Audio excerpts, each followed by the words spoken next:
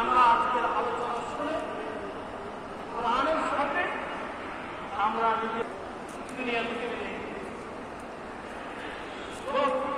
কোরআন তিলাওয়াত করার জন্য আমাদের দেশের মানুষের একটা টেন্ডেন্সি হলো এটা হুজুরদের কাজ, হুজুরদের কাজও কাজ দিয়ে আমার পড়াবে করে সে তেলাওয়াত করে, আলেম আমাদের কাজ, এটা সাধারণ মানুষের কাজ না, না এটা আলেম আমাদের কাজ, এটা সাধারণ মানুষের কাজ। কোরআন তিলাওয়াত করা সাধারণ মানুষের কাজ, আলেম আমাদের এই দায়িত্ব করা। সেই বিষয়ে আমি কাজ করবো ইনশাআল্লাহ। তবে